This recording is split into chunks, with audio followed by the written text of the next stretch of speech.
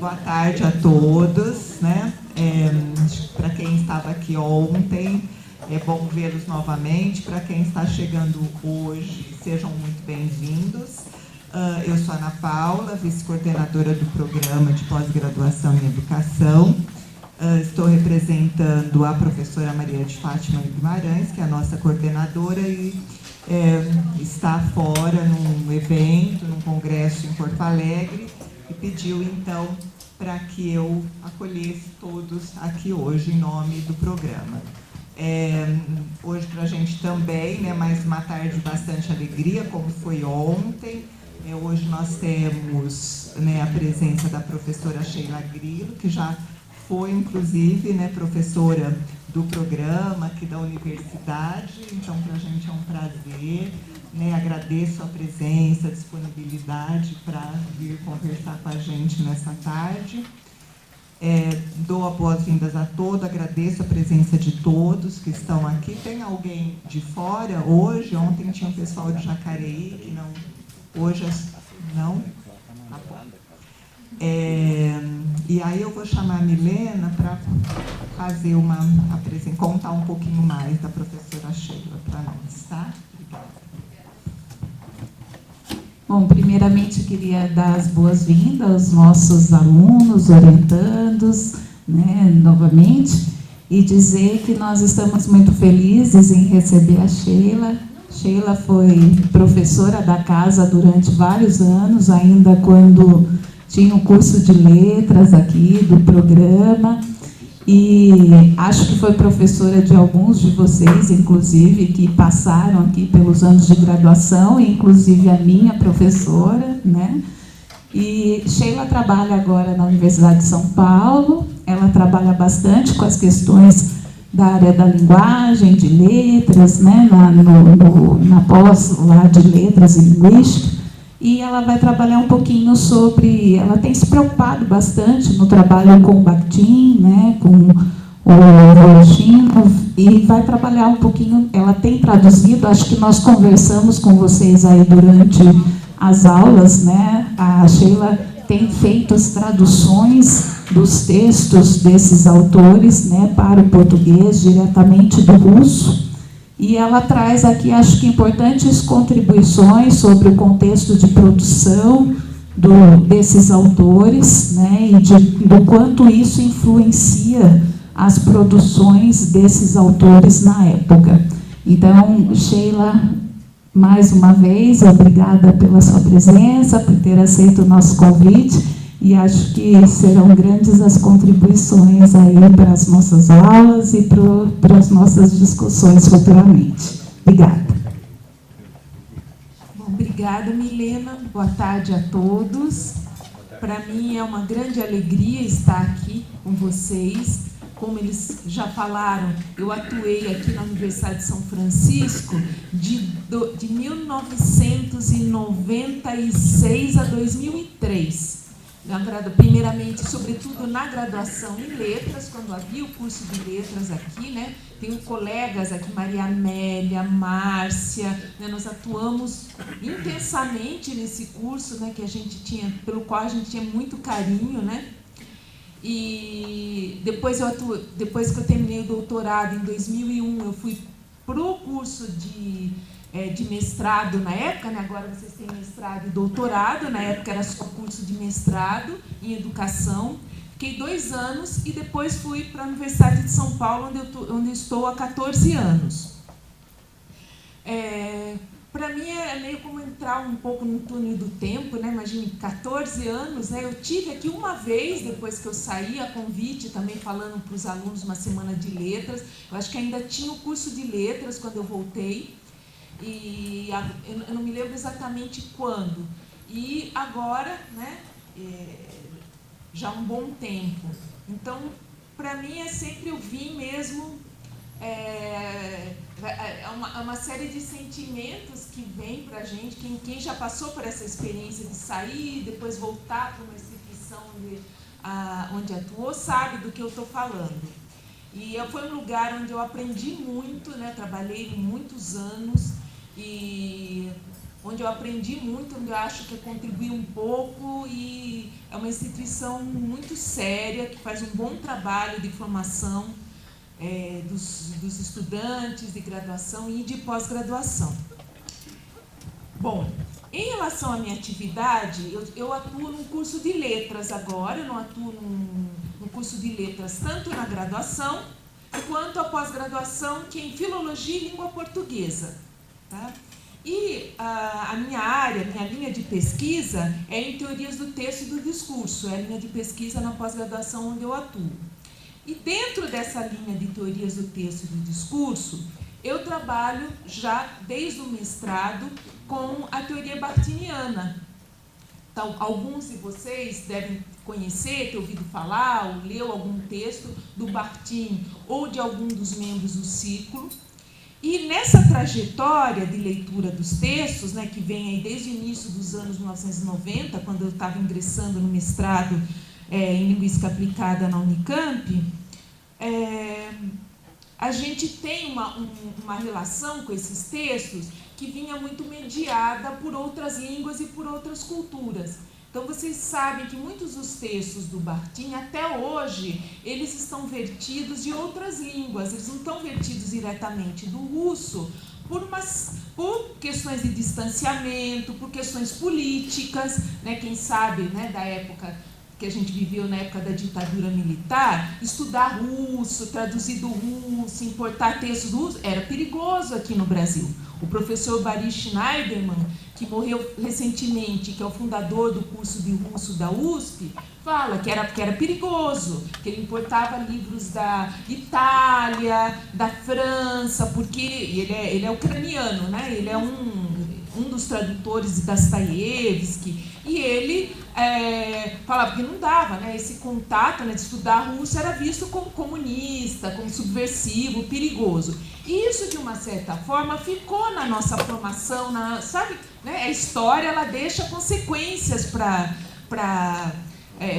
as áreas, né? Tem uma memória aí que permanece. E isso aconteceu na literatura e também nos textos teóricos. Então, em razão desse perigo, dessa dificuldade, a gente tinha, até pouco tempo atrás, poucos estudiosos que se dedicaram a estudar a língua russa e verter os textos que nos interessam diretamente do russo. Então, o Bakhtin chegou para a gente mediado pela França, pelos Estados Unidos, pela Espanha, pela Argentina, né? E muitas das traduções foram feitas, sobretudo, do francês. Então, a gente tem uma tradução do Marxismo e Filosofia da Linguagem, que é o livro talvez mais lido e reeditado da obra do Círculo, acho que ele está na 18ª edição, que é feita do francês, sobretudo, e com consultas à versão em inglês e à russa.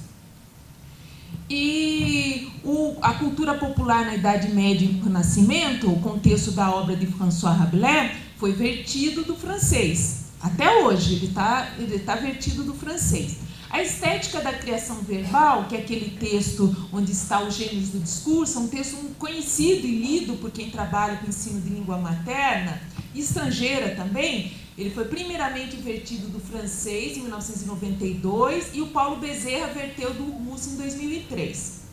Como eu estudava, né, eu lia os textos já há muito tempo, em 2006 eu resolvi que, como estudiosa da obra, seria interessante me lançar o estudo da língua russa para ter acesso aos textos no original. E foi isso que eu comecei, fiz aulas particulares, né, com a Ekaterina Volkov-Américo, que hoje é minha colega de tradução, né, com ela que eu traduzo os textos. Eu fiz 5 viagens à Rússia, fiz pós-doutorado, minhas licenças prêmios, minhas férias, vários momentos, né, porque a gente tem que aproveitar os espaços que a gente tem para poder fazer esse tipo de atividade, porque a gente, né, tem as nossas demandas aqui. E Então, eu adquiri essa proficiência na língua russa, e como a gente tem uma carência de pessoas que leem e que traduzem do russo, mesmo no grupo de pesquisa do qual eu participo, né, que são estudiosos da obra do ciclo, né, até hoje, né, a única pessoa que lê no russo na obra sou eu.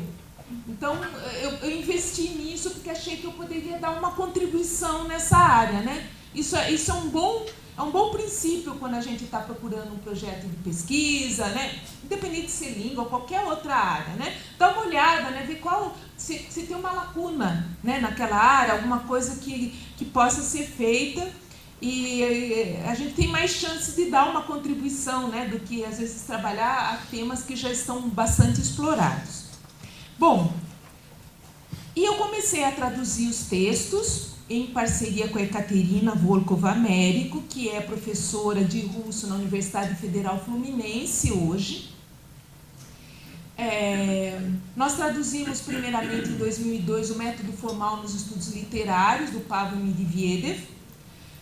Em seguida, a nossa intenção era, né, havia uma demanda pela tradução do Marxismo e Filosofia da Linguagem, não era nem uma demanda minha, porque apesar de ser uma tradução indireta e ter alguns problemas, porque toda a tradução é uma leitura do texto, é uma interpretação, passa por um contexto intelectual, então a gente, né, ia ler a leitura da leitura, né? Eu achava que, né, a gente tinha um texto vertido e tinha a intenção de traduzir outros textos, mas em função de uma demanda até do mercado editorial, porque o texto Marxismo e Filosofia da Linguagem, que saiu recentemente, agora em abril, saiu pela editora 34, as editoras queriam muito que saísse uma edição diretamente do russo, e a gente topou fazer esse trabalho que demorou 4 anos. Então, um trabalho de tradução, um trabalho longo, né, envolve, não é você pegar qualquer edição, então a gente, né, viaja, pega a primeira edição, né, porque tem reedições desse texto que já tem alterações, então você tem que ir buscar o texto, buscar os autores que são citados para procurar entender, né, como é que essa obra faz sentido naquele contexto. Né? Muitas vezes a leitura do Bakhtin e do Círculo foi feita como alguma coisa assim, meio algo que saía fora da linha, como um desvio, como alguma coisa excepcional. E hoje a gente sabe muito bem que o Bakhtin, o Voloshin, o Medvedev e os outros membros do Círculo, eles estavam num contexto intelectual, influenciados ali, sobretudo pelo idealismo alemão, por autores alemães do século XIX e também pelos marxistas soviéticos e russos do final do século XIX, início do século XX. E a obra deles é uma resposta a esse contexto. Né? Eles têm uma contribuição, né? Mas não saiu do nada, saiu dentro de uma tradição de estudos da linguagem, na qual eles fizeram a sua proposta. E então a minha pesquisa, uma das vertentes da minha pesquisa tem sido essa, traduzir os textos e procurar entender, acho que eu estou falando longe do microfone, ficou melhor assim? Estava bom também? E tentar entender esses autores no contexto deles. Bom, o que eu vou falar hoje para vocês não é exatamente um tema ligado à educação diretamente. Eu vou falar alguma coisa que tem a ver com o que eu faço, com o que eu trabalho, porque se eu fosse sair para falar de algo, né, talvez eu não conseguisse dar um pouco de profundidade a essa fala. Só queria lembrar que em 2013 nós fizemos uma tradução de um texto do Bakhtin Professor. Eu não sei se vocês já leram, tem um texto que se chama Questões Estilísticas no Ensino de Língua, que a gente traduziu pela editora 34, que foi a nossa segunda tradução.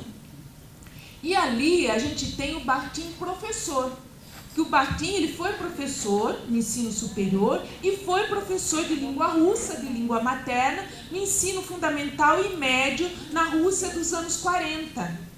E nesse texto o Bakhtin fala da experiência dele como professor de língua materna, de língua russa, e usa os conceitos dele de diálogo, dialogismo, de da relação entre gramática e estilística, para ensinar os alunos, né? Ele está trabalhando com uma questão específica, que é o período composto por subordinação sem conjunções, e ele vai trabalhar essa questão sintática com o propósito de melhorar a competência escrita dos seus estudantes. Então, sempre aliando conhecimentos da língua, da gramática, com a estilística e com a produção de texto, com a leitura. Então, eu lembro de, quando eu estudava ali nos anos 90, algumas pessoas falarem, olha, Bakhtin não tem nada a ver com ensino, Bakhtin escreveu sobre literatura, sobre Dostoiévski, sobre Rabelais. É verdade, a principal produção dele foi essa. Mas hoje já não é mais verdade, porque a gente sabe que ele teve uma atuação como professor e ele tem uma reflexão sobre ensino nesse texto. Então, a gente tem trabalho dele como educador. Bom, o trabalho que eu estou fazendo agora com a Caterina, até estava agora de manhã, a gente trabalha por Skype, a gente estava traduzindo, né, depois que a gente fez o Marxismo e Filosofia da Linguagem, é a tradução dos artigos do Voloshinov, né, que é o autor do Marxismo e Filosofia da Linguagem.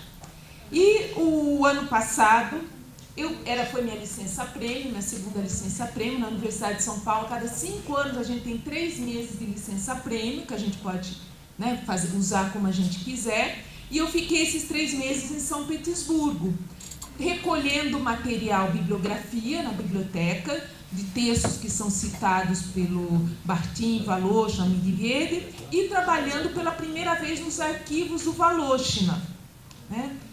E o que eu vou falar para vocês hoje é o resultado desse trabalho nos arquivos do Voloshinov, tá? O Valentin Nikolaevich Voloshinov, né? Ele foi um dos integrantes, né? Então, aqui vocês têm todo mundo está conseguindo ver os slides aí? Que é importante, nós vamos ler uns fragmentos, vai ser importante para a gente. Então, o trabalho foi de copiar os artigos que o Voloshinov escreveu, os artigos nas revistas. Então, que a gente tem coletâneas posteriores, mas tem as revistas onde ele publicou. E onde ele publicou vai dizer algumas coisas para a gente. Por exemplo, ele tem uma trilogia que se chama O que é Linguagem, a Construção do Enunciado e as fronteiras entre a linguística e a poética, que ele produziu numa revista voltada para a autoformação. Então, ele tem um tom bastante didático nesses textos, e ele vai retomar muitos temas que estão no Marxismo e Filosofia da Linguagem, só que de uma forma mais explicada, mais didaticizada, porque o público é outro, né? Ele está voltado para jovens escritores sem formação superior, né? E para que eles consigam ter acesso a conceitos sem ter um professor, né? O que a gente chama no Brasil de estudo autodidata. Era esse o objetivo dele. Então, a gente fez as cópias desses artigos e trabalhou no arquivo do Voloshinov, né? Do Ilyasov. Ele atuou no Instituto da História Comparada das Literaturas e das Línguas do Ocidente e do Oriente, entre 1925 e 1931, 32. E a gente tem tanto os arquivos do Instituto, onde ele atuou, quanto uma pasta pessoal dele, né? Para mim, isso era fundamental, porque existe na obra desses estudiosos russos uma disputa a respeito da autoria.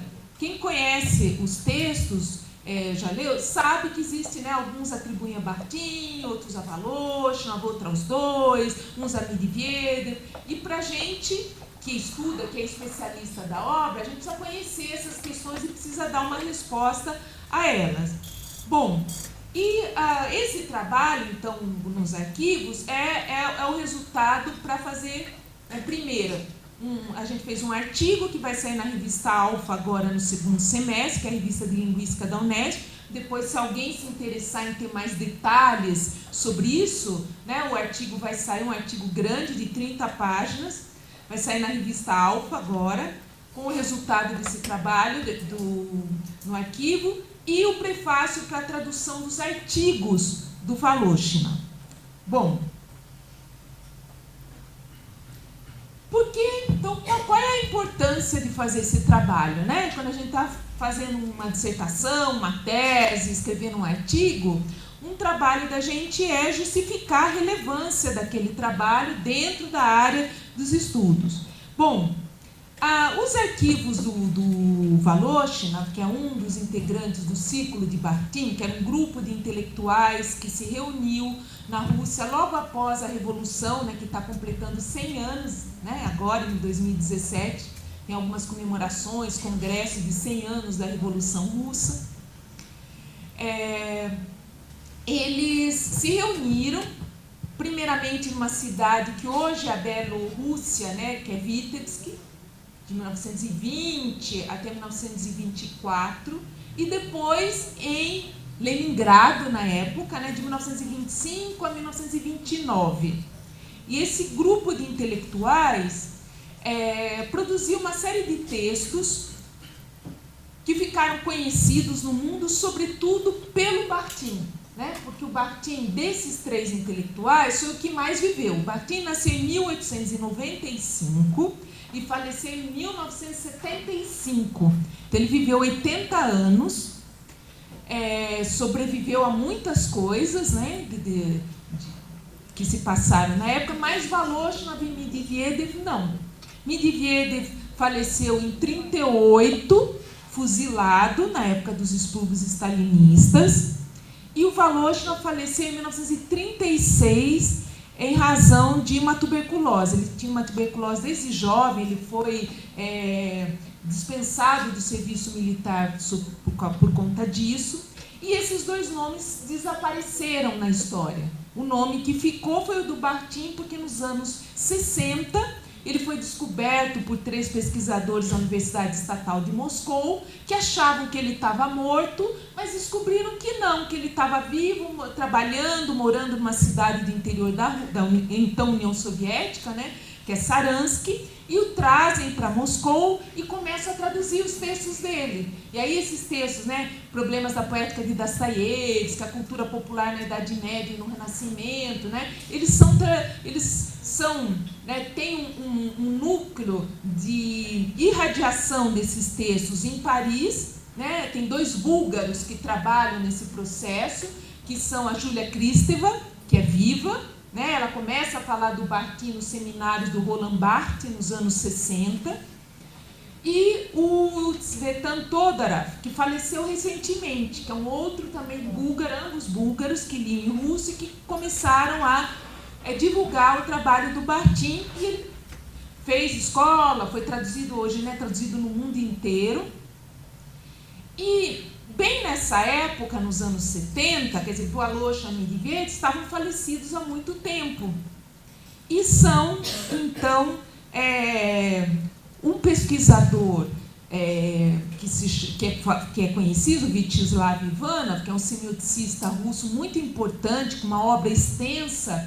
Ele, nos anos 70, numa conferência na Universidade Estatal de Moscou, falou que todos os textos, na verdade, pertenciam ao Bakhtin e não aos seus autores originais. E isso passou para o mundo. E a gente começou, né, quando eu comecei a ler os textos aqui no Brasil, eu li esses textos com o nome do Bakhtin. Hoje a gente sabe que a história não é bem essa. O próprio Vyacheslav Ivanov já escreveu um artigo na Rússia contando como é que ele ficou sabendo disso, por que ele falou, voltando um pouco atrás dessa posição inicial, né? As pessoas assumiram isso porque ele era um grande pesquisador, né? Um pesquisador na minha área, por exemplo, um grande pesquisador da área de literatura, né? A correlata vamos dizer, o Antônio Cândido, que faleceu há pouco tempo, né? Então, é como se o Antônio Cândido fizesse uma afirmação, né? As pessoas respeitariam o que ele falou, mas tinha um problema nessa afirmação. Então, nos anos 90, passada, né, a União Soviética, depois a Perestroika, né, começaram a divulgar os arquivos do Voloshin. E os pesquisadores começaram a trabalhar nos arquivos, para não só o que as pessoas observar, não só o que as pessoas falavam, mas olhar, né? ter documento para comprovar aquilo que estava falando, né? Isso é um bom princípio para a gente que é pesquisador, viu, gente? Não confiem no que os outros falam, mesmo que seja um grande pesquisador. Um pesquisador de verdade, ele vai lá procurar evidências. Nós vamos ver que as evidências não resolvem todas as questões, eu vou falar no final. Mas a gente não deve assumir coisas porque um falou, nem que seja o Antônio Cândido, nem que seja, né? A gente falou, então onde está a prova documental? Vamos lá olhar, esse é o nosso trabalho de pesquisador da pós-graduação. As pessoas falam com boa intenção, elas têm convicção do que elas estão falando na hora. Por isso que o trabalho de pesquisa é lá ir verificar, né? Bom, então, em 95, saiu a primeira divulgação dos trabalhos, do trabalho no arquivo do Voloshin, falando que, na verdade, o marxismo e filosofia da linguagem, o freudismo e uma série de artigos dele, que inclusive estão traduzidos para o português indiretamente, do espanhol, do italiano, do inglês, que saiu pela Pedro e João, são, na verdade, de Voloshin e não de Bakhtin. O Vassiliev, que é o segundo tópico aqui, que é o biógrafo do Voloshin, né? Foi um dos primeiros a trabalhar no arquivo, ele fala num texto que, olha, o Voloshin ele era uma pessoa real e não um mito, ou mesmo um alter ego do Bakhtin. Porque na Rússia, nos anos 90, pensavam isso, que ele nunca tinha existido, que ele era um pseudônimo, um ghostwriter do Bakhtin, né? Mesmo na Rússia e a União Soviética, antes da perestroika. E eles foram trabalhar nos arquivos e viram que não, ele existiu, o Voloshin era uma pessoa, ele atuou no Instituto de Pesquisa importante, era uma pessoa que publicou uma série de textos e que trabalhou em parceria com o Bakhtin. Bom, o trabalho, então, foi na filial de São Petersburgo, né? Foi nesse arquivo que eu trabalhei no ano passado. Bom, então os artigos e os livros assinados por Voloshin, né, então as primeiras edições, tanto dos artigos que estão nas revistas, quanto dos livros, eles foram publicados com o nome de Voloshin. E eles fizeram parte dos relatórios de atividades apresentados por ele no Instituto, ao qual eu tive acesso trabalhando no arquivo. É muito interessante olhar esse registro, porque o modo como eles funcionavam à época parece em muitos aspectos como a gente trabalha hoje na pós-graduação. A gente, os professores, né, e os estudantes também, a gente tem que todo ano fazer relatórios, não é assim? A gente faz relatório onde trabalhou, quantas palestras deu, em que congressos apresentou trabalho, quantos artigos publicou, né? O Voloshin fazia isso também, anualmente. Era uma cobrança grande, e aumentou a cobrança depois de 29. E ele fazia anualmente esses relatórios, e esse texto, o Marxismo e Filosofia da Linguagem, o freudismo, os artigos, eles fazem parte desses relatórios de Voloshin, estão lá, relatórios à mão, que ele fazia e que estão guardados nesses arquivos. Bom, então o Voloshin atuou de 1924 a 1932 no ILIAS, que é o Instituto da História Comparada das Línguas e das Literaturas do Ocidente e do Oriente. Em 1930, esse instituto mudou de nome e passou a chamar Instituto Estatal da Cultura Linguística.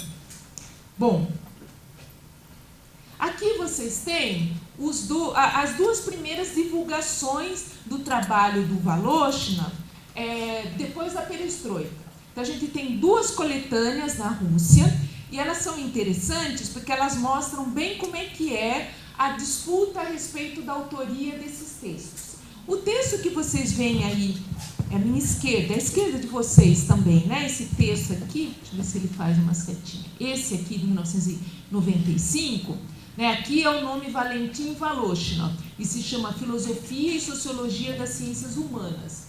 Tá? Esse texto aqui, ele foi publicado em 95, é uma coletânea de textos, não tem todos os textos do Voloshin, mas tem Marxismo e Filosofia da Linguagem, o Freudismo, a Palavra na Vida e a Palavra na Arte, ou Discurso na Vida e Discurso na Arte, a depender da tradução, com o nome de Voloshin.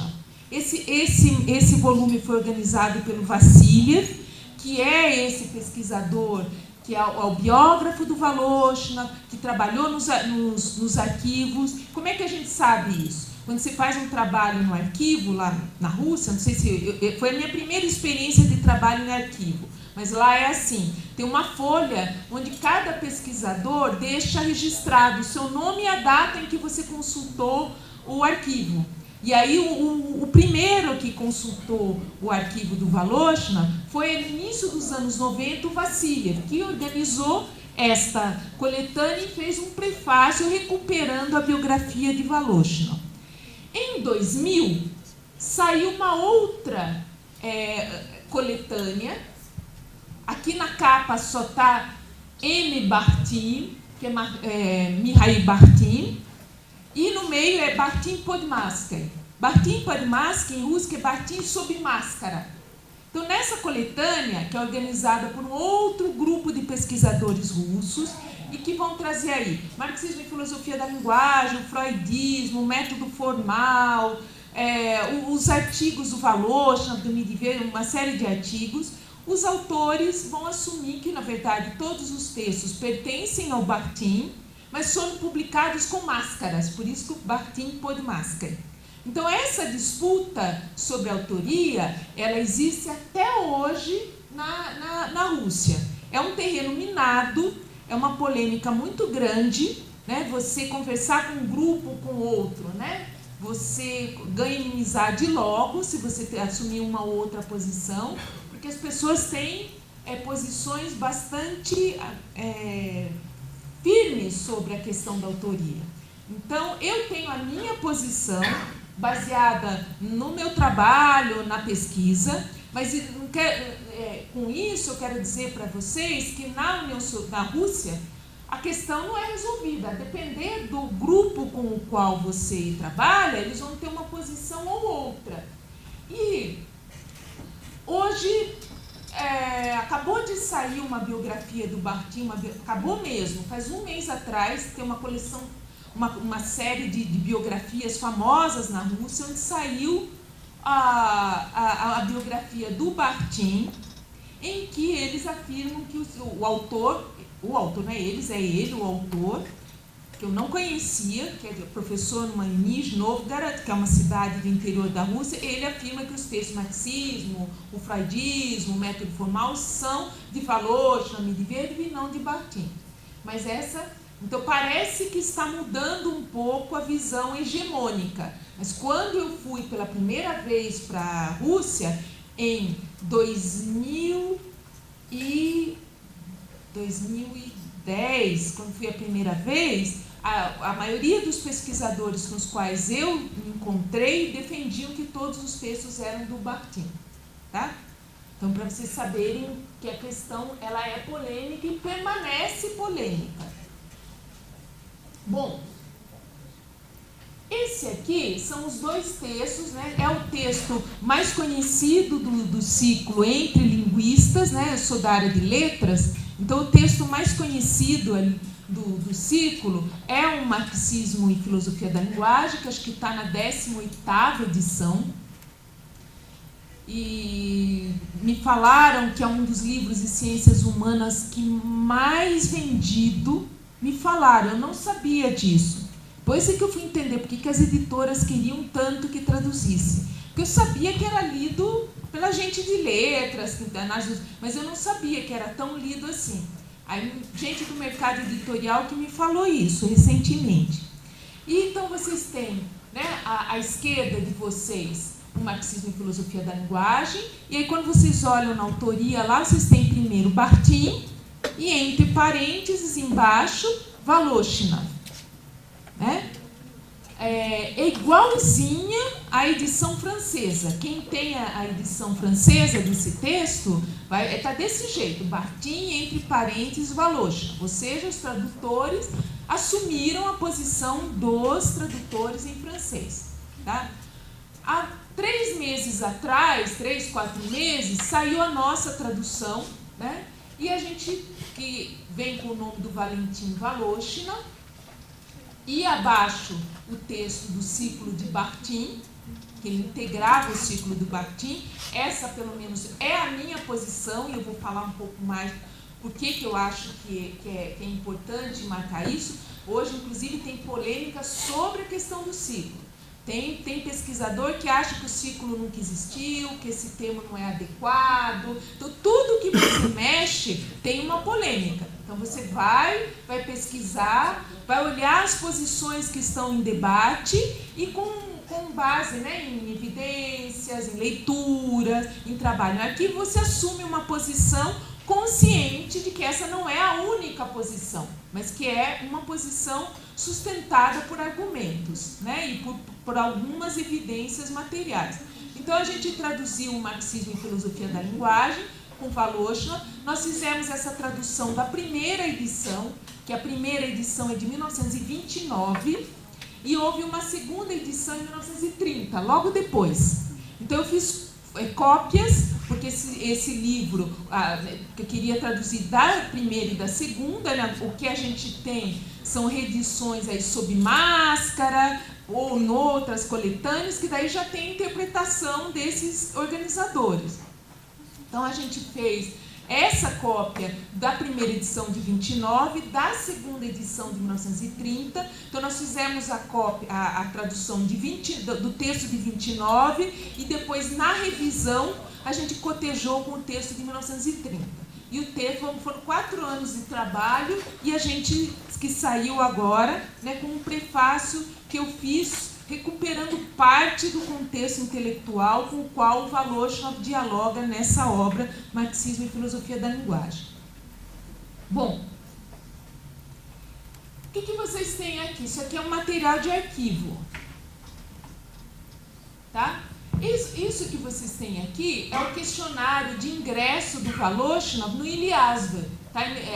Faz parte da pasta pessoal do Voloshin, né? E tem um questionário com uma série de perguntas sobre a vida dele, os interesses e sobre as publicações que ele tinha, né? Até hoje é assim, não é? Quando você vai prestar um processo seletivo na pós-graduação, você tem que colocar lá.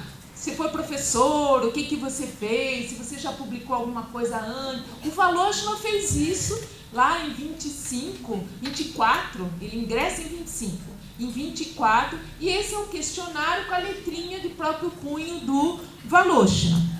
Bom, o que ele está dizendo? Não vou falar todos os detalhes, tem detalhes sobre a vida pessoal dele, ele pergunta sobre a situação financeira dele, que é bastante delicada, pessoal e tal, mas tem 2 aspectos que para mim são importantes para entender a obra. Um é a relação dele com o marxismo. Vocês veem que o trabalho dele se chama Marxismo e Filosofia da Linguagem. É muito discutido essa questão, se o texto é realmente marxista ou não é marxista. Tem gente que acha que o marxismo é de fachada para atender às exigências da época, né? Pós-revolução, União Soviética, então tinha que fazer tem que ter essa menção ao marxismo, senão o texto não seria publicado. Bom, então, a questão número 1 é a questão da relação dele com o marxismo. Como é que foi essa relação dele na atuação? E segundo, qual é a área de atuação dele? E aí eu tirei duas propostas, né, que eu vou argumentar com vocês a partir das evidências que eu encontrei. Então, aqui vocês têm a tradução, né, de uma parte daquele questionário que a gente acabou de ver, né? Então, tem lá tem a pergunta e depois a resposta dele, né? Data e local de nascimento, 18 de junho de 1895, em São Petersburgo. Local e data de finalização do curso superior, Universidade de Leningrado, em 1º de junho de 24. Em quais outras instituições de ensino superior estudou e quando se formou? Na Universidade de São Petersburgo, a Faculdade de Direito, de 13 a 14, até 16 e 17. Fala, não terminei por sair da universidade. Só. Textos publicados à época. Uma série de artigos curtinhos que ele publicou nas revistas Iskustva, que é arte em russo, e Zapiski Peredvizhnava Teatra, que é anotações do teatro itinerante, de 22 e 23. O Voloshinov era músico também, pianista. Então ele publicou nessas revistas aqui artigos, por exemplo, o estilo do concerto, sobre a obra de Beethoven, né? Sobre uma obra do Tchaikovsky. Tem uns textos curtos e umas resenhas que ele publicou nessas revistas e que a gente vai traduzir para esse volume antes do ingresso dele no Iliasmo. E essas coisas são interessantes, porque quando a gente vai ler o Marxismo e Filosofia da Linguagem, vai ver o que ele entende por signo ideológico, a gente vai ver que ele fala, em muitos textos, ele traz muitos exemplos de música, de outras artes, que tem a ver com essa formação dele, não só na área de linguagem, que não é bem da área de linguagem também. Bom, aí a pergunta, né, sua opinião sobre o marxismo como método científico, ele responde: considero que ele é o único método aceitável. Né? Quais obras marxistas estudou? Né? Além do próprio Marx, li os trabalhos de Plekhanov e Bukharin, né, que são marxistas soviéticos conhecidos, traduzidos no Brasil já desde os anos 70. Filiação partidária atual, sem partido, não é muito bom isso, o ideal seria que ele fosse filiado ao partido. Especialização, metodologia da literatura, aqui para mim foi uma surpresa, depois que a gente sempre achou que o Voloshinov era o linguista do grupo, não era. Ele trabalhava na área de literatura, né, e o orientador científico dele, que foi o Desnitsky, que atuava, foi orientador dele, com quem ele atuou muito. Então tem duas questões que para mim, que eu vou trabalhar com vocês aqui, trazendo outros dados. Um é a relação dele com o marxismo, e o segundo é a área de especialização dele em metodologia da literatura. Que foram duas. A primeira era uma questão dos textos, dessa polêmica, e a segunda foi uma surpresa para mim. Porque o Iliasmo, onde ele atuava, esse Instituto da História Comparada das Literaturas e das Línguas do Ocidente e do Oriente, ele tinha duas sessões, uma sessão de literatura e uma sessão de linguística. E ele nunca atuou na sessão de linguística, ele sempre atuou na sessão de metodologia da literatura. Para mim foi uma surpresa isso. Né? Para vocês vocês não têm uma relevância, mas para a gente que trabalha com linguagem, né, tem uma relevância. A gente vai entender uma série de opções dele. Tá. Aquela resposta dele, né, é o único método possível, a gente tem que desconfiar daquela resposta. Né? Será que ele poderia responder alguma outra coisa naquela época, naquele contexto soviético pós-revolução? Né? Provavelmente não.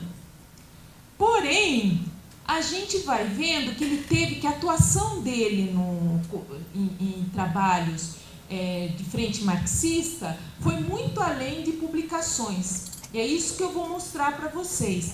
Que inclusive o Instituto, ele tinha uma relação muito estreita, né, com o marxismo. Isso daqui é um trabalho, esse aqui é uma cópia de um documento do Iliasmo, não do Voloshinov, em que aparece o quê? A bibliografia que eles pediam para os ingressantes do Instituto. Vocês, talvez aqui no curso de mestrado e doutorado de vocês, quando vocês vão fazer, não sei se vocês têm prova escrita, lá no meu tem programa que não tem prova escrita, tem programa que tem. No meu programa lá na Universidade de São Paulo, a gente tem prova escrita. E a gente faz com base numa bibliografia. Né? Aqui é assim também, estou vendo as professoras falando assim. Então a gente se reúne, discute quais são os textos relevantes, né? Os alunos passaram por isso, né? A gente coloca a bibliografia, a gente tem que ler, tem que fazer uma prova de ingresso em que a gente fale sobre essa bibliografia, não é assim? O Voloshinov fez isso também no Iliasmo. E olha só qual era a bibliografia dele. Para todos, para todo mundo que entrava no Instituto, tinha que ler isso daqui. Então, o geral para todo o Instituto. O Manifesto Comunista do Marx, né? O Capital e Exposição em 3 tomos, do Engels, Anti-Düring, o do Plejánov, né? Questões Fundamentais do Marxismo, do Plejánov sobre a questão do desenvolvimento do materialismo monista, do Buhari, Materialismo Histórico, do Lenin, Imperialismo como a mais nova etapa do capitalismo, do Lenin, Estado e Revolução. Tinha que ler, esse era o geral. Aí a seção de literatura, que foi a seção onde o Voloshinov atuou. Plejánov, artigos sobre literatura e arte, coletânea, né? Edição do Instituto Karl Marx e Engels. Mele, literatura mundial e proletariado. Varovsky, panorama crítico literário. Nereviev, Dostoiévski ou Gogol, a resolução do Comitê Central do Partido Comunista Russo sobre a literatura, imprensa e revolução. Bom, e para especialistas em literatura russa, o Plejánov, História do Pensamento Social Russo, ensaio sobre a literatura do século XIX.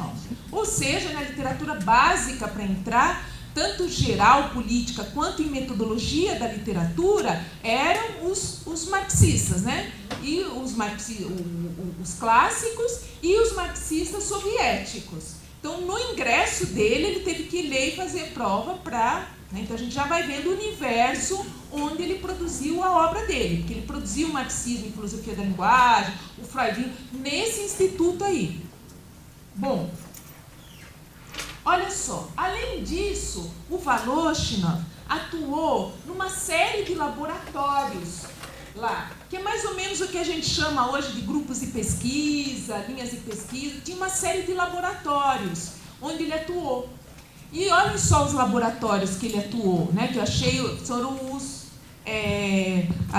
os documentos, né, do Willis Easmo. O Laboratório de Literatura da época do imperialismo e da Revolução Proletária, o Laboratório de Metodologia, no qual, entre outros, trabalhava-se sobre a formação de um fichário com as citações dos clássicos da teoria marxista e com diversos temas ligados à teoria marxista na literatura, conforme podemos atestar no ceto a seguir do plano do trabalho e tal. Bom, sobre Plejánov, né, depois abaixo, né, além disso, nos seminários continuaremos a elaboração da história da crítica literária marxista sob a orientação de Desnitsky, né, e o tema plejaniano com base nos materiais da casa de Plejánov. Né, o Plejánov é um marxista russo bastante conhecido, né, no Brasil, traduzido, como eu falei, desde os anos 70. Então, ele atuou nesses laboratórios que atuavam, né, que produziam diretamente na área de marxismo, né, literatura e marxismo. Bom, no plano de atividades, né, tem planos, ela tem todos os documentos, todos esses documentos que a gente faz para pós-graduação, relatórios, planejamento, metas, né, são esse tipo de documento que vão para os arquivos depois, né? Então, aqui, por exemplo, no plano de atividades do setor de literatura, né, o Voloshinov ele participa em 2 laboratórios e um grupo que se fundamenta em teorias marxistas. Então, o primeiro é o laboratório do processo literário, em que eles falam sobre gêneros literários numa perspectiva marxista, e o segundo é o laboratório do método de criação, no qual se objetivava, entre outros, elaborar uma história marxista dos sistemas poetológicos. E o grupo de literatura antirreligiosa, né? Então, logo depois da Revolução, a religião, né, foi proscrita, né? A religião ortodoxa, muitas igrejas foram derrubadas, algumas viraram piscina, tem os vestígios até hoje. Você vai em São Petersburgo, tem lá, né, tem no meio assim, um lugar onde era piscina, usaram como clube, né? E tem em São Petersburgo tem a Catedral de Isaac, ela virou um museu antirreligioso. Então, né, havia uma pregação contra a religião, porque era, né, uma leitura marxista, era considerado o ópio do povo, provocava alienação, e ele atuou, né, nessas áreas, né? Bom, além dessa atuação nesses laboratórios, ele também participou de publicações que eram dedicadas à teoria marxista. Então, em 28, por exemplo, ele publicou o artigo As Mais Novas Correntes do Pensamento Linguístico no Ocidente, na revista que se chama Literatura e Marxismo, dedicada à teoria e história da literatura. Em 30, ele publicou Sobre as Fronteiras entre Poética e Linguística, em um livro organizado pelo orientador dele, o Desnitsky, em que o Desnitsky afirmava, né, que a necessidade da abordagem marxista nos estudos literários. O livro se chama Na Luta pelo Marxismo na Ciência Literária, que fazia parte de uma coleção maior, no qual ele publicou, o próprio Voloshin publicou Marxismo e Filosofia da Linguagem, e o Mirivieri publicou o Método Formal. Bom, com isso, eu quero dizer, vou deixar aqui primeiro, que a atuação do Voloshin na área de teoria marxista ultrapassa em muito a publicação dele no texto Marxismo e Filosofia da Linguagem. Então, se ele fez uma coisa de fachada, ou ele estava fingindo para agradar o sistema, ele teve que fingir bastante. Porque não foi só escrever lá. Ele atuou nas linhas de pesquisa, ele publicou com as pessoas nas áreas, ele deu palestras sobre aquilo, ele militou. Então, não foi um envolvimento, vou colocar o marxismo aqui só para o meu livro ser publicado. Ele teve uma atuação no Instituto nessa área. Essas evidências, para mim, claro que havia um contexto que obrigava praticamente as pessoas a citarem, mas não me parece que foi só isso no caso do Voloshin. Parece que isso tinha a ver com uma atuação dele, com uma certa convicção, convencimento em relação àquele contexto. Então, a partir disso, não me parece que o marxismo seja só um marxismo de fachada no Marxismo e Filosofia da Linguagem, né? Os russos, como saiu o nome do Bakhtin no Marxismo e Filosofia da Linguagem, fazem todo o possível para negar essa parte da trajetória do ciclo. Que depois da perestroika, nos anos 90, os russos viraram as costas para esse período da história, porque ficou muito marcado pelo regime do Stalin, pelas aquelas perseguições, pelas mortes. Então, eles negaram, né? No primeiro momento foi de negação absoluta. E como o Bakhtin era e é uma figura muito conhecida dentro e fora da Rússia, né? Um dos intelectuais russos mais importantes, então qual era o esforço? De descolá-lo, né? Como era o texto, eles atribuíam tudo ao Bakhtin e não ao Voloshin, era tentar descolá-lo desse ambiente marxista, porque marxismo virou uma palavra feia, né? Até as pessoas não queriam se vincular ao marxismo, né? Porque estava ligado com uma série de acontecimentos muito tristes, né, da história dele, com o totalitarismo, né, que num primeiro momento foi rejeitado. Hoje eles estão relendo essa história também, né? Eles estão vivendo um outro extremo, virou um país liberal, né? E com uma série de outras dificuldades, né? Quem trabalha no ensino universitário na Rússia está em maus lençóis, né? Então se trabalha muito, se ganha muito pouco e se tem muita exigência. Então é exatamente o oposto, mas é pouco mesmo, viu? Salário de professor na Rússia hoje é $500, um nível de vida em Moscou de São Paulo, trabalhando 20 horas de sala de aula, mas é uma situação terrível, que é o contrário do que eles viviam na época da União Soviética, em que eles tinham muito dinheiro, eles tinham muito prestígio, né? Tinham as suas limitações também, mas tinha esse outro lado. Até hoje, quando se alguém conhece ou já viu, os grandes prédios da Universidade Estatal de Moscou, da Universidade de São Petersburgo, tem toda uma estrutura que foi construída nos anos da União Soviética que está lá. Mas os investimentos já não correspondem mais daquela época. Então, eles também estão revendo, né? Tem o seu lado bom e tem o seu lado ruim, né? Bom, então essa é a primeira questão que eu queria trabalhar, esse envolvimento do Voloshin com a teoria marxista, com a visão de mundo marxista mesmo. E a segunda é a área de especialização de Voloshin. Eu achava, né, que ele era ali um linguista. O livro Marxismo e Filosofia da Linguagem fala sobre Saussure, sobre as principais correntes da linguagem de 19 para o 20, só que todos os registros do Voloshin no Instituto é de atuação na área de metodologia da literatura. Ele era professor de literatura. Então aí, né, a gente vai entendendo também algumas coisas, por que a terceira parte do Marxismo e Filosofia da Linguagem, por exemplo, é dedicada ao discurso citado na literatura. Tem a ver com essa formação dele. Bom, então, nos relatórios dele, são 6 relatórios que estão lá. A área dele é sempre metodologia da literatura. Bom, em outros relatórios ele aparece como secretário da subseção de metodologia da literatura e ele auxiliava o orientador dele, que era o Vassili Desnitz. Tá. Poética sociológica, né? Essa é uma questão, para mim foi uma descoberta e é uma questão importante, porque nos anos 20, o termo poética sociológica ou método sociológico aparece de forma recorrente nos textos de Voloshin, de Medvedev e de Bakhtin. Então, o Marxismo e Filosofia da Linguagem tem um subtítulo, Marxismo e Filosofia da Linguagem, problemas fundamentais do método sociológico na ciência da linguagem.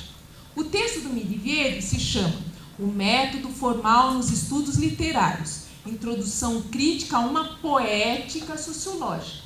O texto do Bakhtin, Problemas da Obra de Dostoiévski, que é a primeira edição que saiu em 29, ele também fala de método sociológico.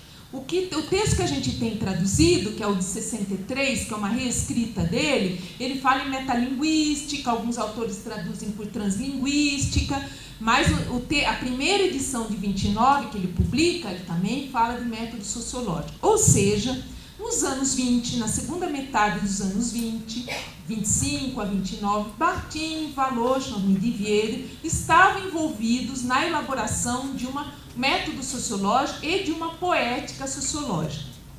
Bom, a minha questão foi, eles elaboraram esse método ou era uma orientação maior do que eles e que eles integraram?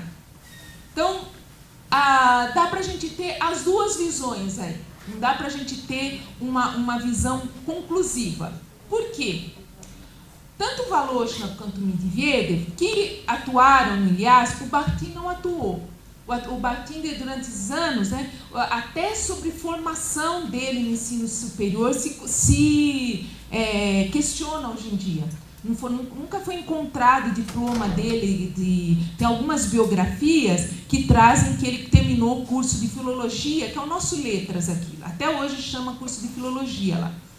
Que ele terminou na Universidade de São Petersburgo. Nunca acharam registro para comprovar isso. Então, parece que o Bakhtin teve diferentemente do Voloshin e do Medvedev, que tiveram uma atuação oficial, deixa eu olhar o horário, 3h15, na pós-graduação e nas instituições, o Bakhtin nunca teve uma atuação oficial.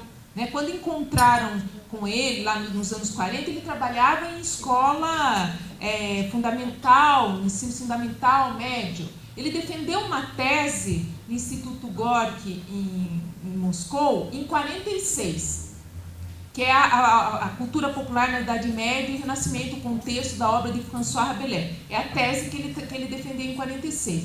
Não se sabe como é que era o sistema na época, porque ele defendeu a tese, mas a gente não tem registros da graduação dele.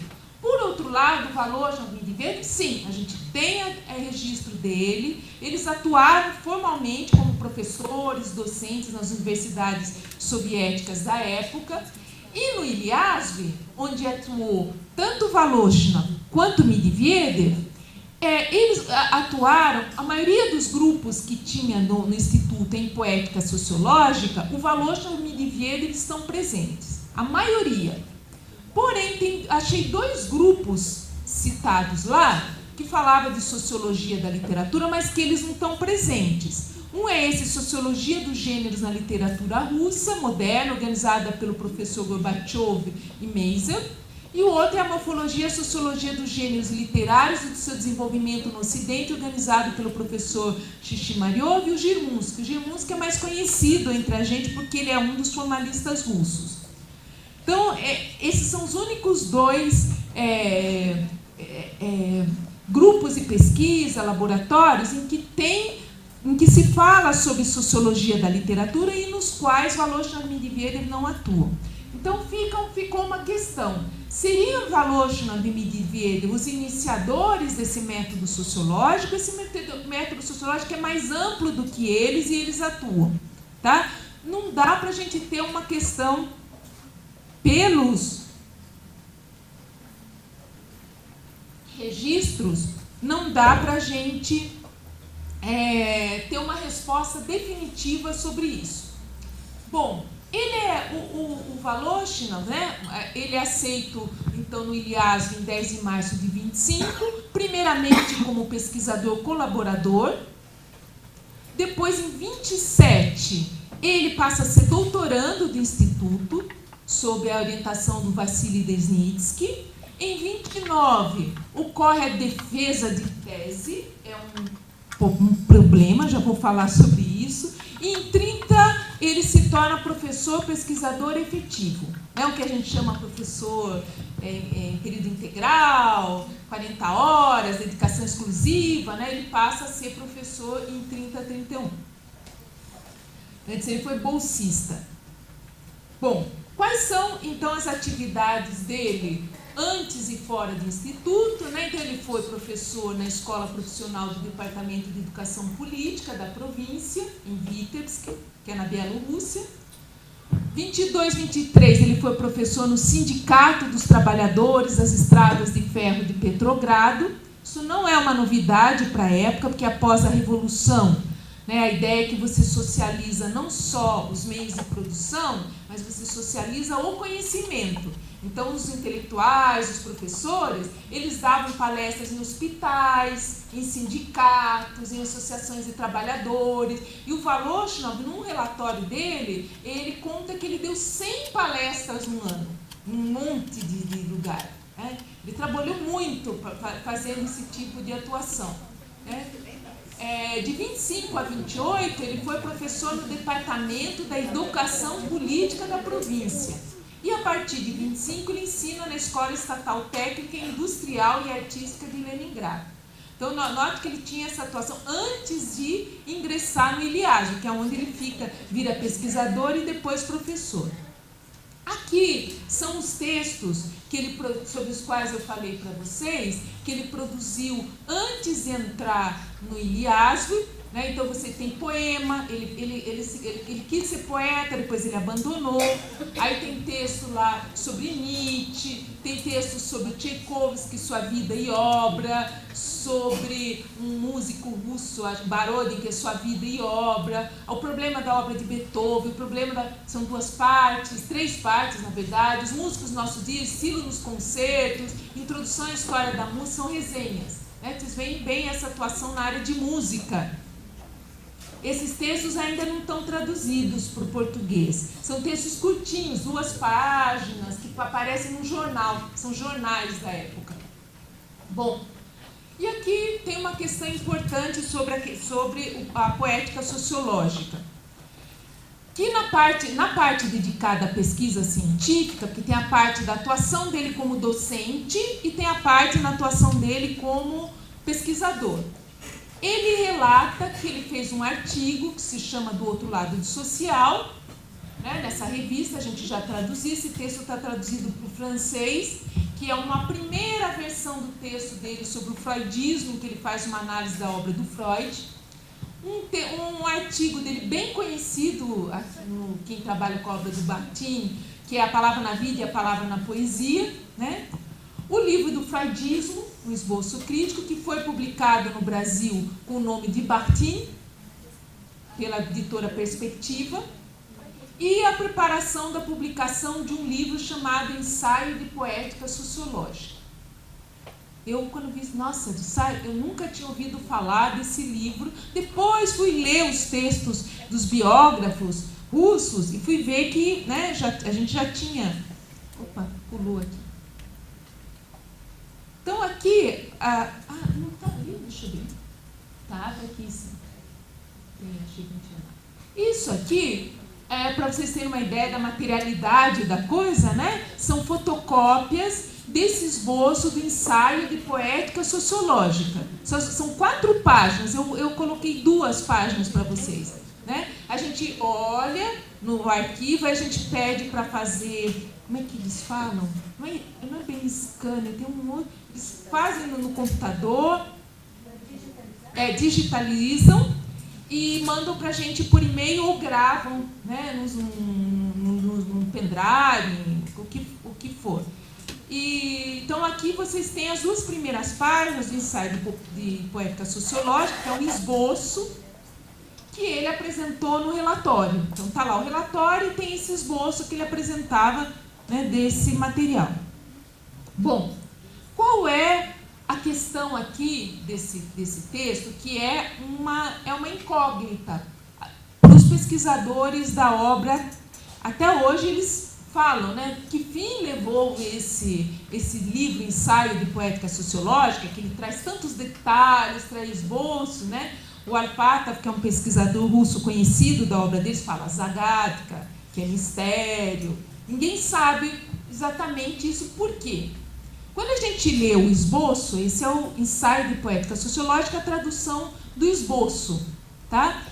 Eu não sei se eu vou ler tudo, mas o que acontece aqui? Olha, então tem o primeiro capítulo, panorama das tendências atuais da teoria geral da arte e da poética na Europa Ocidental, estado atual da poética na União Soviética, né? Na União das Repúblicas Socialistas Soviéticas, né? Essas 2 primeiras partes vão aparecer no texto do Medvedev, que é o método formal nos estudos literários. Eu falei, nossa, quase isso está desenvolvido no texto do Medvedev, que foi o primeiro que a gente traduziu. Aí o capítulo 3, que é a palavra na vida, né, e análise do enunciado, né, eles vão aparecer nos artigos que o Voloshin publicou. Né? A palavra com uma avaliação social também. É tudo tradução do esboço dele. A questão da sociologia do gênero. Esse capítulo 8, a sociologia do gênero, nota, isso aqui é 26, ele está falando, a gente acha que eles foram falar sobre gênero nos anos 50, eu achava, quando eu comecei a estudar a obra, no texto na estética, nada disso, nos anos 20 eles já estão falando de gêneros há muito tempo. Então, a classificação das formas do gênero do ponto de vista da posição dos principais participantes do evento da criação, do autor, do ouvinte, do protagonista. Os fatores técnico-materiais e sociológicos do gênero. O grau de abrangência do horizonte social que determina o gênero. Os gêneros maiores e menores, de câmara. O grau de abrangência do horizonte social e seu reflexo na estrutura do gênero. Os gêneros dialéticos e não dialéticos. A arquitetônica do gênero e a arquitetônica sociopolítica. Interessante aqui quem estuda, porque sempre se fala que o tema arquitetônica só aparece na obra do Bakhtin e não aparece na obra do Voloshin e do Medvedev. Mas aqui no esboço do Voloshin aparece arquitetônica também. A evolução do poema como gênero do século XVII ao XIX. A evolução do romance no século XVII e XIX. A morte dos gêneros. O problema do romance moderno. A evolução dos gêneros líricos. Quem conhece os trabalhos do Bakhtin sobre a teoria do romance ou sobre a obra de Dostoiévski sabe que esses temas nunca apareceram na obra do Voloshin, mas apareceram nos textos do Bakhtin. Então, isso é uma que ficou... como é que esses textos, como é que esses temas, que depois vão aparecer nos textos do Medvedev e do Bakhtin, estão no relatório do Voloshin, no Ilyasov, tá? Essa é uma questão. Então, aqui é os comentários meus, né? Então, isso que eu estava falando para vocês já, né? Que a palavra na vida, as 7 seções do artigo estão lá dentro, correspondem àqueles capítulos, 1 e 2 é o método formal, parte deles é o marxismo e filosofia da linguagem, que ele vai desenvolver em marxismo e filosofia da linguagem.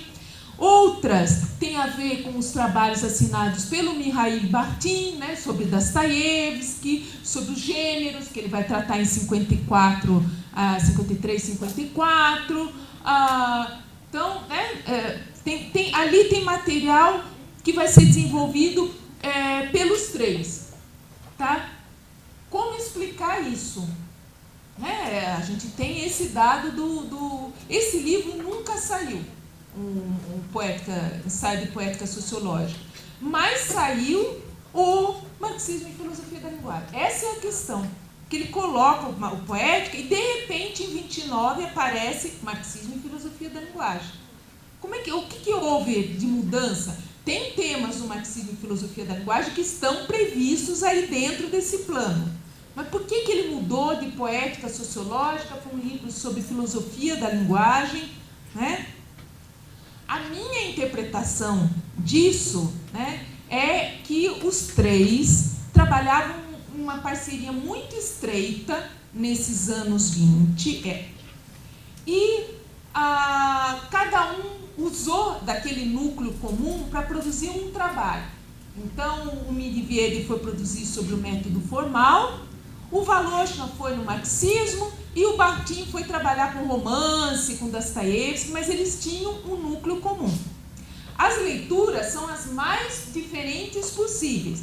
Tem gente até hoje que defende, hoje tem pesquisador que não trabalhou no arquivo, que não lê em russo, mas que defende que o Bakhtin, na verdade, era mentiroso, que ele roubou tudo dos outros. Tem essa versão também, né?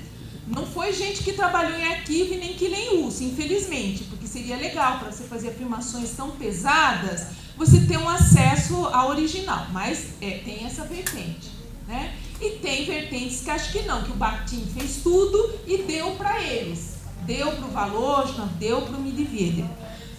Eu não tenho essa sensação, não é essa impressão, inclusive lendo, traduzindo os textos, né? Tem diferenças de estilos bem acentuadas entre os 3 pesquisadores, mas tem aspectos comuns.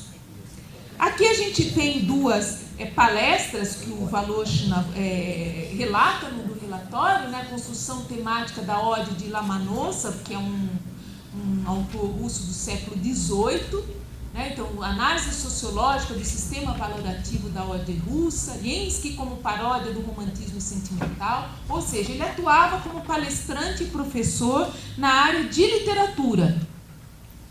O trabalho pedagógico dele, né, que ele relata, olha, disciplinas, história da cultura material, materialismo histórico, história da literatura na Escola Estatal Técnica Artística e Industrial.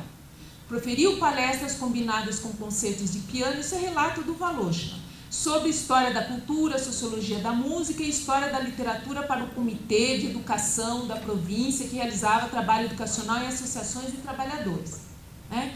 Então, a gente vê os temas do marxismo no primeiro, né, ele dava aula disso, essa disciplina História da Cultura Material era uma disciplina básica para os cursos de graduação na Rússia da época. Quem me contou isso foi a minha parceira, a Caterina, né, tem aquelas disciplinas básicas, ele deu aula disso.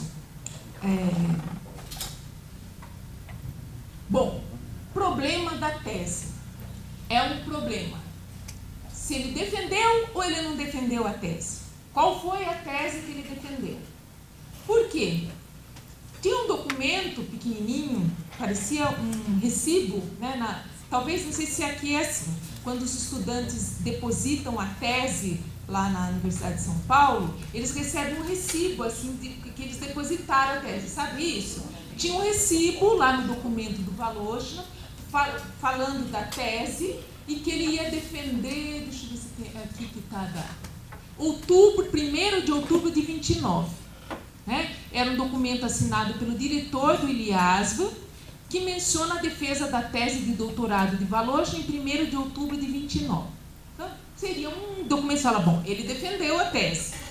Por outro lado, não tem nada falando sobre o título da tese, sobre a banca de defesa, não tem, é comum, tem relatórios.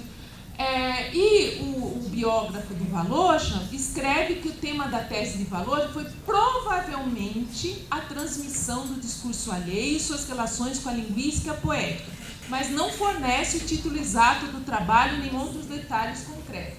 Foi um que trabalhou. E eu também não encontrei nada no arquivo.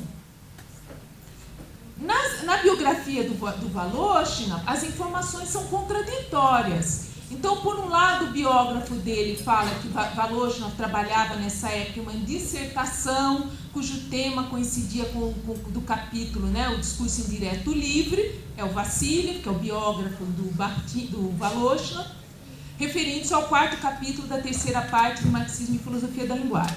Por outro, o Alpatov, que tem um livro e é um pesquisador bem conhecido e respeitado na Rússia, fala que na época em que o Voloshin trabalhou no Ilyasv, cito, o sistema de teses foi abolido, porém os doutorandos deveriam periodicamente prestar contas das atividades realizadas. Então, o que é que aconteceu? Ele defendeu a tese ou ele prestou o relatório e com esse relatório ele teve o título de doutor, né? Pelo material de arquivo, a gente tem informações que vão para os dois lados. E as informações... Bom, fechando então, essas são as minhas conclusões. O que dá para afirmar e o que não dá para afirmar desse trabalho nos arquivos? Tá? Primeiro, que antes do ingresso no Ilyasv, o Voloshin foi músico, compositor, bem como produziu poemas, resenhas e pequenos artigos sobre música. Vassiliev relata que, ainda em Vitebsk, Voloshin desistiu de ser poeta, por compreender que não tinha grande talento, preferindo manter suas atividades de músico, compositor e crítico de música. 2. Já em meados dos anos 1920, a teoria marxista tinha se tornado hegemônica e constava das leituras obrigatórias para ingresso no Ilyasv, o que pode explicar a presença da teoria marxista em obras de Valentin Voloshin. Tá? Eu achava que isso essa hegemonia tinha sido um pouco mais tarde, mas no final dos anos 20, mas não é verdade. Já em meados dos anos 20, ela já é hegemônica para ingresso na pós-graduação. Os relatórios de Valentin Voloshin evidenciam um modo de trabalho recorrente em que, primeiramente, ele publicava um extenso artigo em uma revista para depois expandi-lo em livro com a mesma temática. Isso acontece com o freudismo. Primeiro ele escreve um artigo longo fazendo análise da teoria freudiana e depois ele publica o livro O Freudismo. Isso acontece com o Marxismo e Filosofia da Linguagem. Primeiro ele produz um texto sobre novas tendências no pensamento linguístico ocidental e depois ele publica o Marxismo e Filosofia da Linguagem. Era recorrente, publicava o artigo e depois expandia no livro. O plano geral da obra Introdução à Poética Sociológica, constante já do primeiro relatório, de 25 e 26, revela que o conteúdo dos capítulos compreendia temas tratados mais tarde, tanto por Mikhail Bakhtin quanto por Pavel Medvedev, podendo indicar a estreita colaboração acadêmica dos autores entre 1925 e 29, quando os três se encontravam em Leningrado.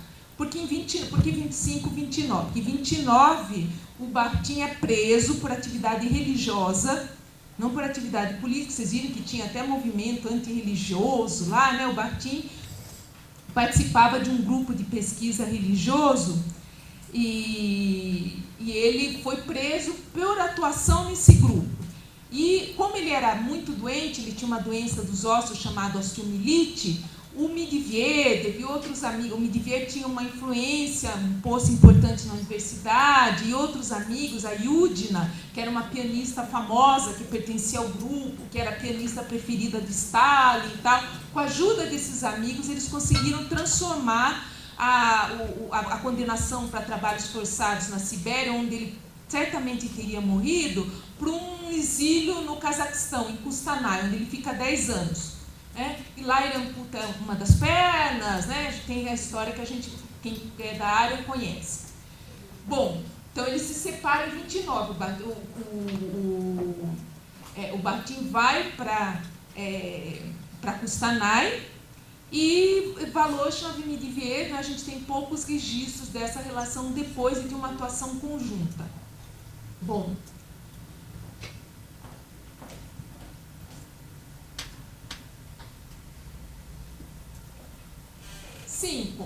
Valentin Voloshin atuou intensamente na seção de metodologia da literatura, tanto em atividades administrativas quanto científicas. Apesar de duas de suas obras mais conhecidas no Brasil, o Freudismo, Esboço Crítico, e Marxismo e Filosofia da Linguagem, introdução, aqui é erro meu, eu misturei com o método formal, é Marxismo e Filosofia da Linguagem, problemas fundamentais do método sociológico na ciência da linguagem, trataram de temas mais próximos do campo de estudos da filosofia da linguagem e da linguística. Nesse aspecto, é bom lembrar que, segundo carta de Jakubinski, que é um formalista conhecido, que foi diretor do Instituto, né, tem uma carta dele lá de 1933, ele fala nessa carta que o ILIAS é o único instituto de pesquisa da União Soviética à época, onde ocorriam pesquisas tanto da área de literatura quanto de linguística. Os outros eram ou de linguística ou de literatura. Ele fala, é o único instituto. Então dá para entender, né, quando a gente lê a obra do Bakhtin, que não tem um limite muito preciso entre literatura e linguística, né, que eles atuam nas duas áreas. Isso tem a ver com o contexto onde eles atuavam, né, em que você tem essas duas áreas juntas no mesmo instituto.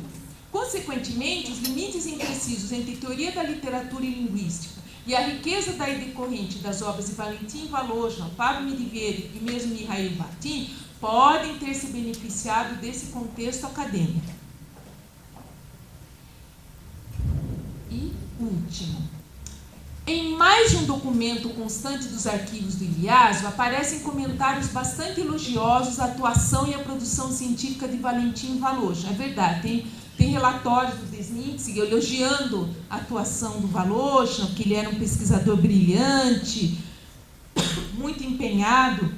Isso tem alguma relevância para a gente, porque quem procura defender a autoria do Bakhtin fala que Voloshin era um pesquisador medíocre, que ele não tinha projeção, que ele não tinha importância. Não é bem isso que está relatado nos relatórios no Ilyasov, né? Que atestam o seu talento pessoal para produzir as obras assinadas por ele. Por outro lado, porém, observamos lacunas insolúveis até o momento sobre esses mesmos temas, né? Então, o que teria acontecido com o livro Introdução à Poética Sociológica, citado nos 3 primeiros relatórios de Voloshin? Por que o livro Marxismo e Filosofia da Linguagem saiu em janeiro de 1929, é a data, conforme pesquisa de Alpatov, né? E a defesa da tese ocorreu em outubro de 1929, segundo documentos encontrados nos arquivos? Então, o marxismo foi a tese dele? Não foi? Por que o tema da tese de doutorado de Voloshin, bem como a ata de defesa, não foram encontrados nos arquivos? Tem muitos, né, tem o arquivo pessoal, tem os arquivos do Voloshin, do Ilyasov, e tem a pasta pessoal do Voloshin, Volishina e Dila, com os textos do Voloshin. Era para estar lá esse documento, né? A gente tem o registro da tese, um pequeno relatório. Não tem. Por quê? Aqui são as referências, né, dos textos e do material das pastas, né, onde foram pesquisados para produzir esse trabalho.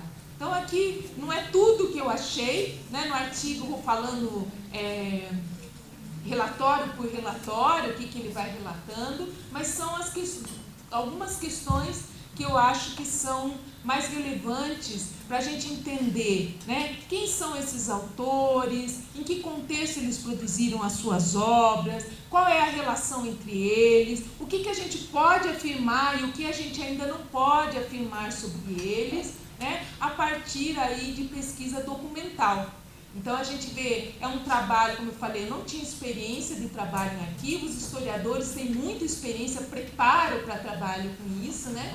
E a gente vai vendo que a história, muitas vezes, ela é certinha, né? Tem respostas para tudo, né? Mas quando a gente trabalha com os documentos, né? Nem sempre todas as respostas estão lá, né? E o pesquisador, né? Se ele for honesto, ele vai deixar as lacunas, o que dá para afirmar, o que não dá para afirmar, né? E também vai fazer a interpretação dele, porque o outro vai dar, com aqueles documentos, dizer que pode apontar para direções diferentes, né? Baseadas na mesma evidência material, tá? Bom, era isso que eu tinha para falar para vocês e eu estou aberta se vocês quiserem comentar, fazer perguntas, tirar dúvidas. Tá? Eu terei o maior prazer em responder, tá?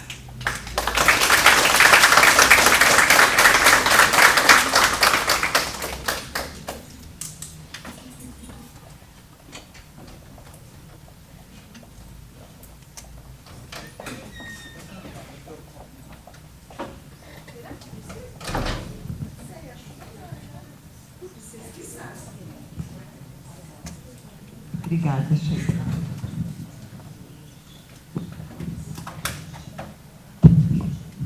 Bom, Sheila, foi incrível. Não temos palavras para falar a respeito da sua apresentação, né? Então, a gente que te conheceu lá e te vê aí falando toda essa pesquisa maravilhosa. Parabéns, é um prazer muito grande recebê-la aqui. Fomos banhados, né? Por um saber, uma cultura, um conhecimento aí único, singular, ok? Então, é algo assim que não tem outro pesquisador no mundo que conhece o que você conhece, sendo uma brasileira, né, e tendo feito isso daí. Então, foi maravilhoso. Agora, eu queria trazer uma questão. Então, você falou muito na questão aí, então, da autoria, né, que é a sua pesquisa. Eu fiquei muito curiosa em saber se nessa tradução que você fez, né, com sua colega lá, tradutora, teria alguma modificação substancial daquele que a gente conhece da capa verdinha, né, que nós trabalhamos para os alunos ingressantes, ok? Esse texto nós lemos aqui em várias disciplinas, ok? Em várias linhas, nas duas linhas. Eu fiquei muito curiosa a esse respeito, ok? Tá. Olha, eu acho que uma das questões que mais chama atenção e que foi camuflada na tradução francesa, na verdade, a brasileira comprou a tradução francesa, foi a questão dos gêneros. Então, o termo gêneros está presente no marxismo em vários momentos. E eu não sei porquê, quer dizer, um pouco a gente tem uma hipótese, né? Eles foram traduzidos pelos termos os mais variados. Foram traduzidos por pequenos atos de fala, por pequenas fórmulas do cotidiano, né? E o termo é gênero, parece inclusive gênero, né? Mas não foi traduzido por gênero. Como ele foi traduzido nos anos 70 na França, talvez sob a influência da teoria dos atos de fala, alguma coisa assim, eles leram gêneros como atos de fala. É uma hipótese.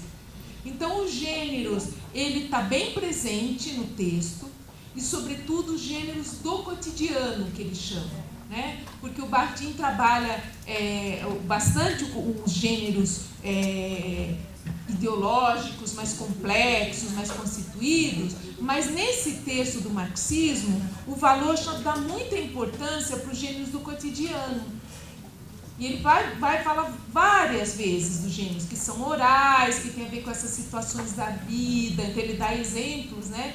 Os gêneros das conversas de trabalhadores na hora do almoço, as conversas das pessoas nos refeitórios, as interações das pessoas nas conversas de salão, né? Então ele vai dar esses gêneros, sobretudo orais, tem uma importância muito grande ali, porque ele vai falar que as esferas ideológicas constituídas, a literatura, a ciência, a religião, a publicidade, o jornalismo, etc., eles só têm vida se eles, e ganham força se eles forem incorporados pela ideologia do cotidiano. Então ele dá uma importância muito grande para a ideologia do cotidiano. Então a questão dos gêneros, infelizmente, está apagada ali. A gente achou que só lá eu achava, só lá no texto de 54 ele ia falar, não é verdade, já está no marxismo e antes até, mas o marxismo ele está falando bastante sobre gêneros, e isso está apagado ali, né? Tem uma outra questão que eu acho que é menor, mas que vale a pena a gente prestar atenção, que é a questão do signo ideológico ali.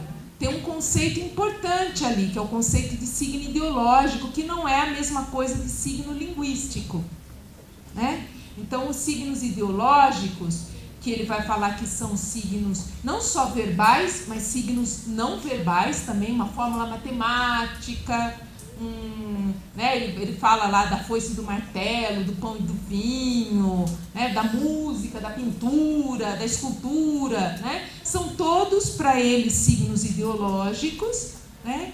E em alguns momentos, né, ele fala muito, que foi traduzido ali como semiótico, um conteúdo semiótico e tal, né? Às vezes as pessoas ficam um pouco confusas. E a palavra que está no russo é znakavy, que é o adjetivo de signo. A morfologia russa é muito rica, então tudo você pode ter, o substantivo, o adjetivo, o verbo, você deriva fácil. E em português, o sígnico é um neologismo, né?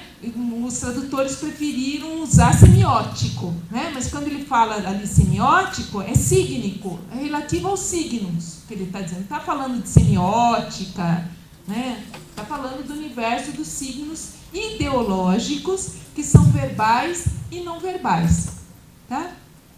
Na questão das formas de transmissão do discurso alheio, também tem uma série de termos ali que não corresponde muito bem ao que está no texto do Voloshin, e que foram adaptados, né? Também dá umas diferenças, né? E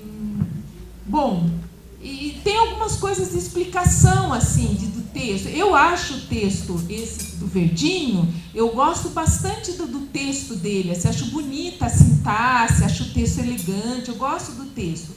Mas eu acho que às vezes ele fica meio obscuro. Você não entende, né? Parece que a clareza ficou comprometida em função da elegância do estilo. Essa é a minha sensação. Então, acho que, se vocês lerem a tradução que a gente fez, essa é a impressão que eu tenho. Talvez o estilo não tenha ficado tão elegante, tão sofisticado, mas acho que ganhou mais em clareza, mais em precisão conceitual, que foi o propósito da gente.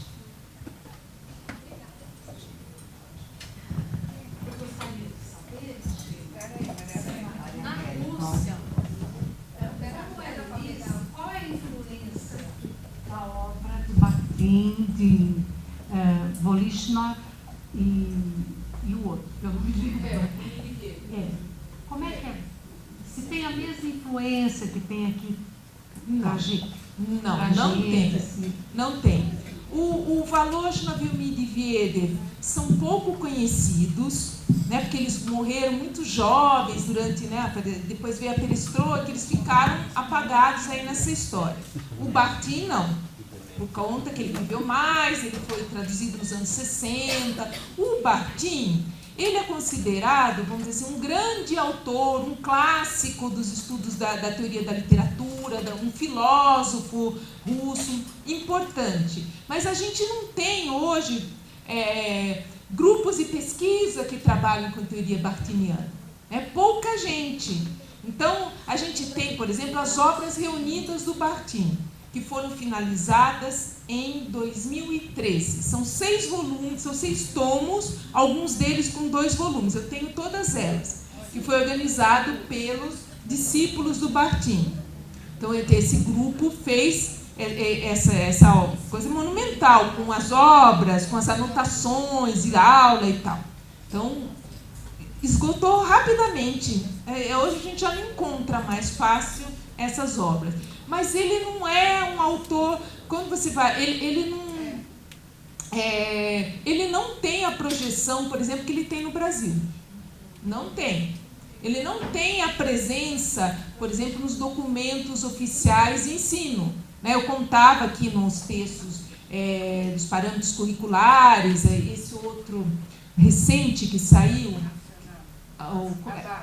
a Base Curricular Nacional, né, que saíram várias versões nos últimos anos, em que você encontra a citação do Bartim, do Voloshin, não tem no documento equivalente russo.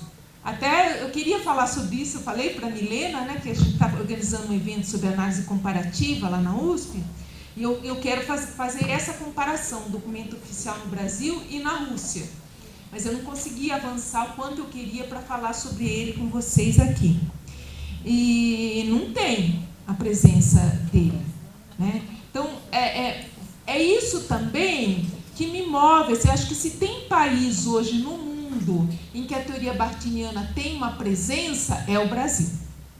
Não tem nenhum outro país no mundo, a França, a Suíça, Estados Unidos, em que o Bartim tem a presença que ele tem aqui no Brasil. Que todo mundo ouve falar, os professores na escola já ouviram falar do Bartim. Não é assim. Não é assim. E acho que é justamente por isso que eu acho importante ter essas traduções diretas. Porque se ele tem uma importância, uma relevância para o nosso contexto, a gente tem que fazer a pesquisa básica, né? Tem que ir lá, tem que conhecer os textos originais, tem que conhecer como é que é lá, para poder, né, ter a nossa posição, né? Assumir a nossa posição. Agora, ele é um clássico, assim. Todo mundo vai citar o Bakhtin. Se alguém vai falar de literatura, de romance, de Dostoiévski, vai ter que passar pelo Bakhtin. Mas não que ele seja a fundamentação teórica, a perspectiva teórica. Não é.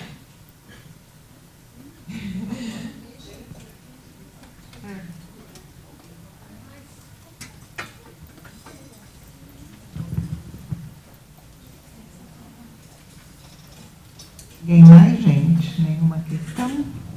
Não?